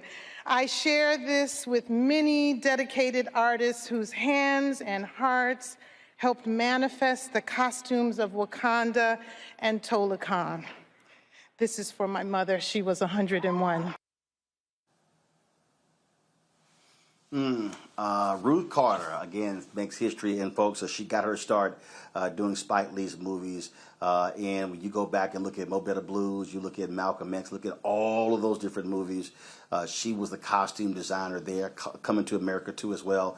So she is absolutely a legend in Hollywood, which is why when she won last night, even when she won a couple of years ago for Black Panther, everyone stood up to acknowledge her greatness. And so congratulations, Ruth Carter, on winning your second Oscar as well. And yes, she also won Best Costume Design at the NAACP Image Awards as well. All right, folks, got to go to a break. We come back, we'll talk nutrition, the impact on improving your health by what you eat. That's next on Roland Martin Unfiltered on Black Star Network. A lot of these corporations or people that are running stuff push black people if they're doing a certain thing. What that does is it creates a butterfly effect of any young kid who, wants to leave any situation they're in, and the only people they see are people that are doing this. So I gotta be a gangster, I gotta shoot, I gotta sell, I gotta do this in order to do it. And it just becomes a cycle. But when someone comes around and is making we don't do, they don't want to push it or put money into it. So that's definitely something I'm trying to fix too, is just show there's other avenues. You don't gotta be a rapper, you don't gotta be a ball player, you can be a country singer, you can be an opera singer, you can be a damn whatever, showing the different avenues. And that is possible, and it's hard for people to realize it's possible until someone does it.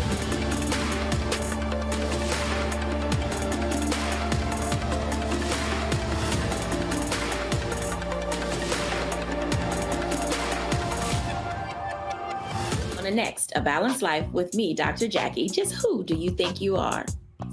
And maybe more importantly, who is it that you think you're trying to please?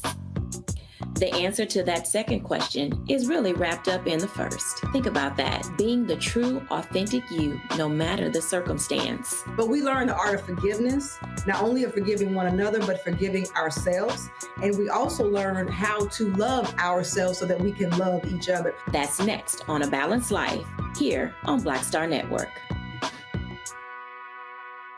I'm Deborah Owens, America's Wealth Coach, and my new show, Get Wealthy, focuses on the things that your financial advisor and bank isn't telling you, but you absolutely need to know. So watch Get Wealthy on the Black Star Network.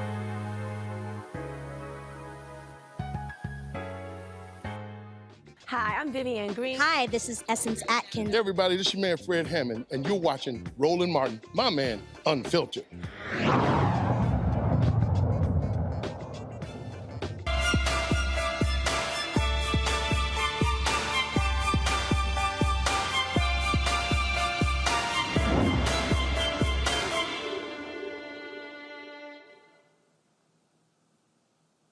All right, folks, nutrition is a huge part when it comes to wellness. And, of course, many folks we've had on the show talked about not wanting people to be so wedded to having to take medicine. How about doing things the natural way?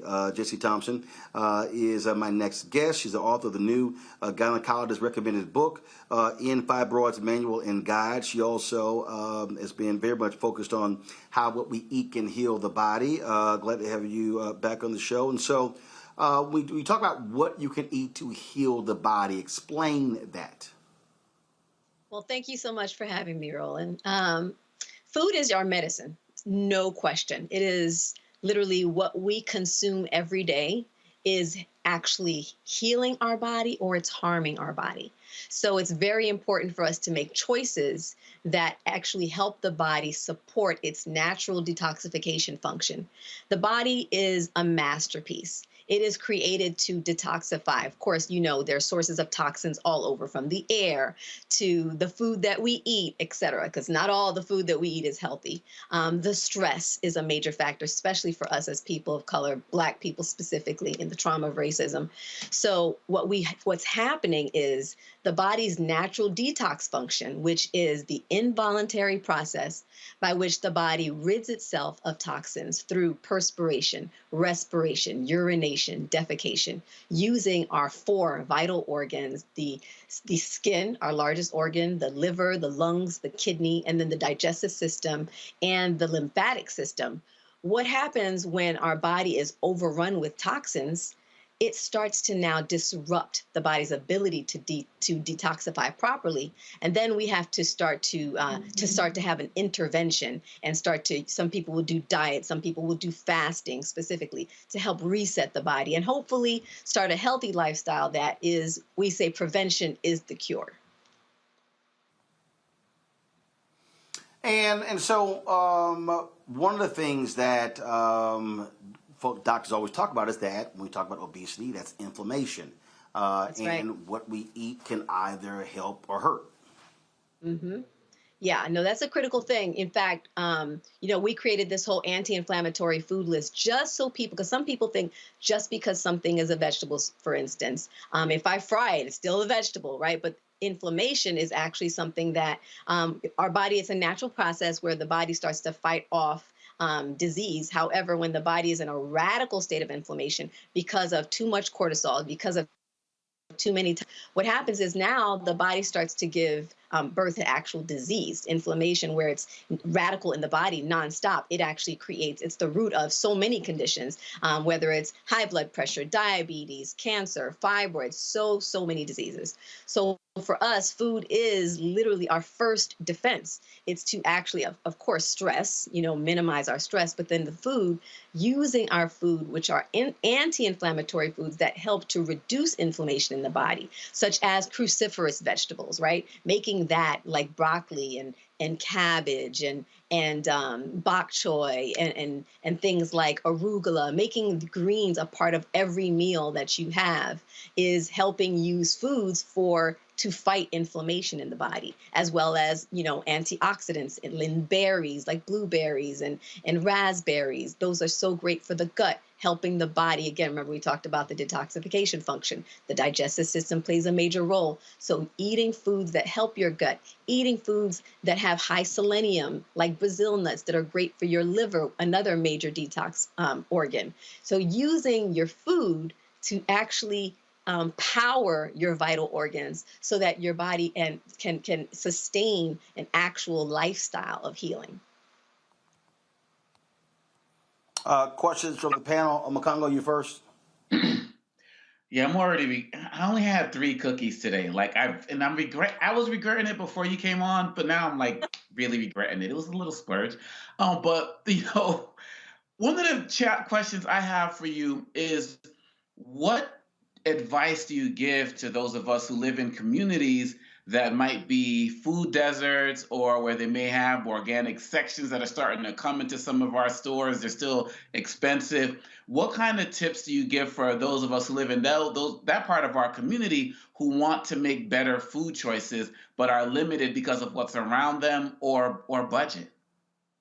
Very good question. Number one, go to the detoxnow.com right now and download our free food list. Because what we did in our free food list is we listed out what foods are anti-inflammatory, what foods are good for you to now substitute in your regular diet. And also knowing the clean 15 and the dirty dozen is really important, because guess what? In certain foods, there's a rating every year they put out what foods are actually, the way that they're farmed, they maintain the purity of the food, such as cantaloupes, right? Such as melons. The thickness of the skin is such that the meat of the food, the meat of the melons are actually, they don't have to be organic because they're still clean. But then you have certain foods that are part of the dirty dozen where those foods, you really need them to be organic. And I'm going to come back to that, such as apples and pears and berries, right? Because so harmful because of the pesticides on them. So in food deserts, number one, you want to know, what are your go-to anywhere I can go right now? Like, I know if I'm going somewhere, mangoes are on the clean 15 list. Avocados are on the clean 15 list, right?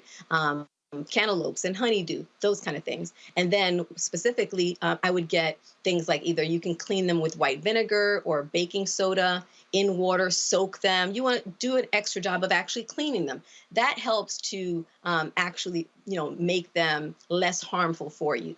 And then, so you'll use the cleaning agents I like to soak them. I use food grade hydrogen peroxide with distilled water. I make a mix of that, 11 ounces of distilled water with 1 ounce of hydrogen food grade peroxide. I use it as my vegetable cleaner, and I will clean all my veggies. So now you may not be able to get organic everything. try to get as much as you can organic, but then clean it so that you give yourself a better chance of having healthier foods. And again, the reason we did the free food list is you may not be ready to, because what happens is when you find that, you'll see signs that your body is dealing with those toxins. So those 3 cookies, okay, you had them today, but are you having 3 cookies every day, right? Are you having them with breakfast, lunch, and dinner, right? These are things that now you'll start to see signs that your body is slowing down. You'll see weight start to kind of settle. You'll start to see that you feel tired a lot. These are signs that your body's detoxification function is actually being impaired. It's being compromised.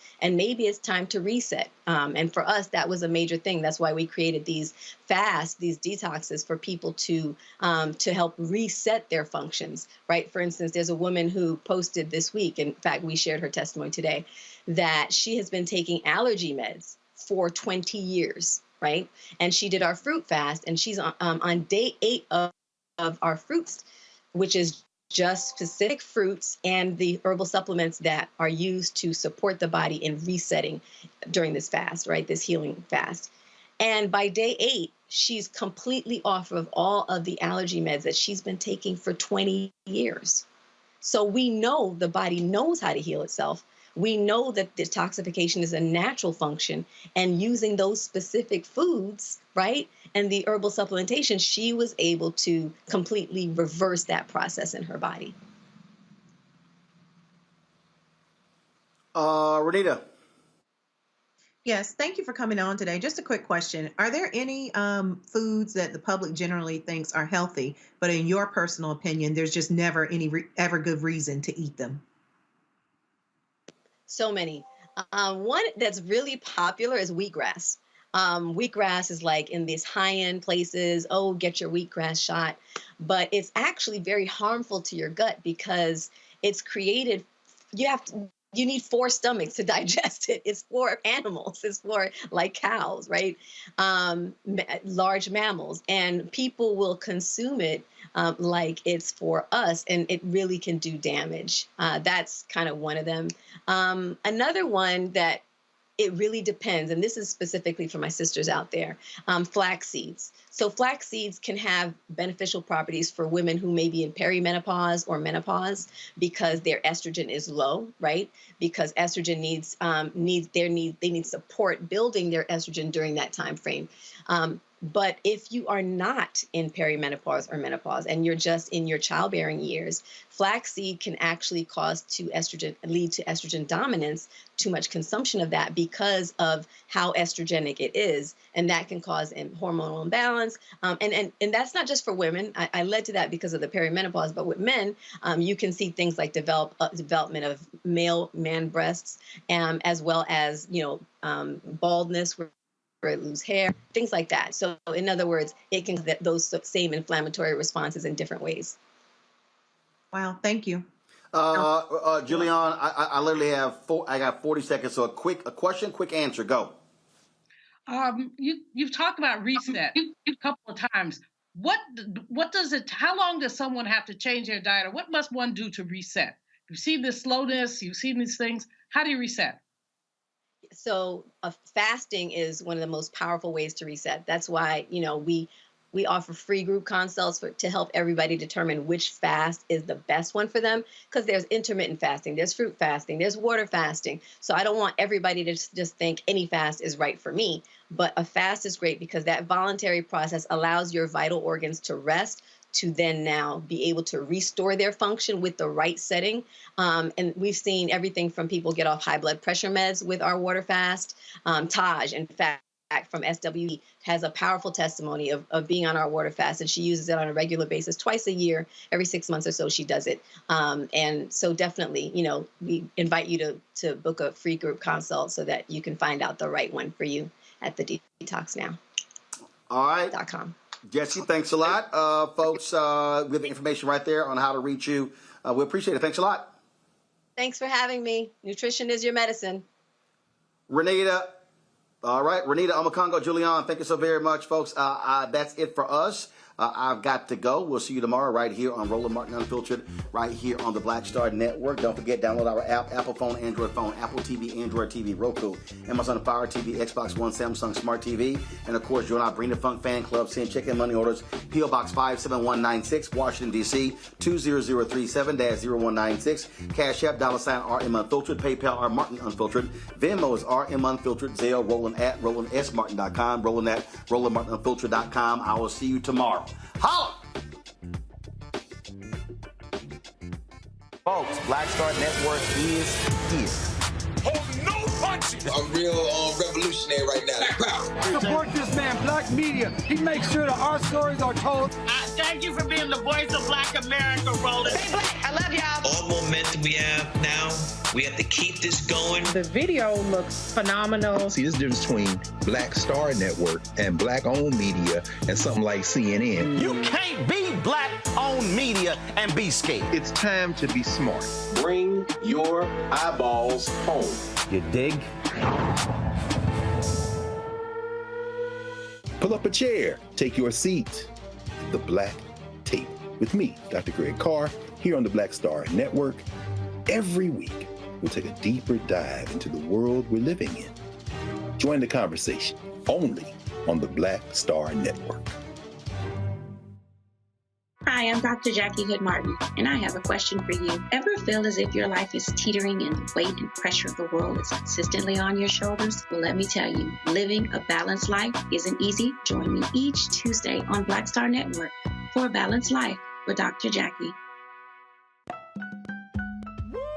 We're all impacted by the culture, whether we know it or not. From politics to music and entertainment, it's a huge part of our lives, and we're going to talk about it every day right here on The Culture with me, Faraji Muhammad, only on the Black Star Network. I'm Deborah Owens, America's Wealth Coach, and my new show, Get Wealthy, focuses on the things that your financial advisor and bank isn't telling you, but you absolutely need to know. So watch Get Wealthy on the Black Star Network.